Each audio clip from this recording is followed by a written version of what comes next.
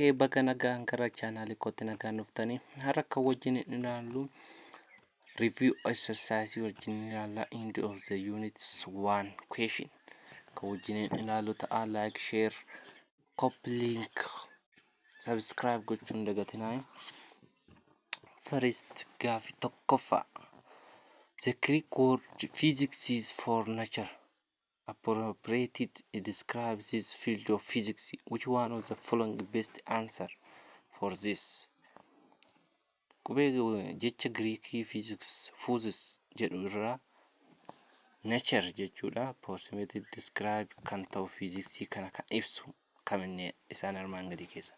First, physics is a natural science. It studies life, living organisms, habitable planet like Earth. Physics damee saayinsii uumamaa ta'e kan irra qo'atu wildlife and living organisms fa'a qo'ata jechuudha.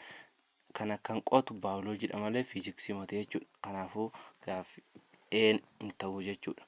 Inni lammaffaa, physics is natural science that study the law and the principle of our universe. Physics natural science ta'e seera fi amaloota hawwaa irraa kan qo'atudha jedha. Gaaffiin bii ta'a jechuudha. Physics waa'ee natural science it study amaloota uumamaa fi kanneen kana fakkaatan kan qo'atudha jechuudha. Gaaffii lammaffaa, the moving car steadily come to rest after a ply broke. Which branch of physics do you think appropriately to explaining this phenomena? Sochii konkolaataa tokko qaama boqonnaa irra jirtu kan ittiin dhuftee fi apply kan godhu isaan damee fiiziksii armaan gadii keessaa isaan kamii? Mechanics A. Mechanics B. Acoustics C. Electromagnetism D. Nuclear physics E. None of the above. Waa'ee moving kan qo'atu keessaa tokko mechanics dha jechuudha. Waa'ee moving kan qo'atu mechanics kanaafuu A ta'a jechuudha. Which one of the following not one branch of physics? Kanneen armaan gadii keessaa tokko damee fiiziksiiti miti jedha. Tokko miti damee fiiziksiiti miti. A. Thermodynamics, optics, classical physics and evolution. Isaan kuni damee fiiziksiiti. Garuu inni diyaarra jiru damee fiiziksiiti miti jechuudha. Inni diyaarra jiru revelation, waa'ee revelation kan qoratu history waan ta'eef revelation miti. Inni biraa biraffaan, which one of the following is not historical contributor in physics? Which one of the following not historical contributor of physics? Kan ta'e isaan kamidha? Isaan armaan gadii keessaa fiiziksii irratti kan apply hin goone isaan kamidha?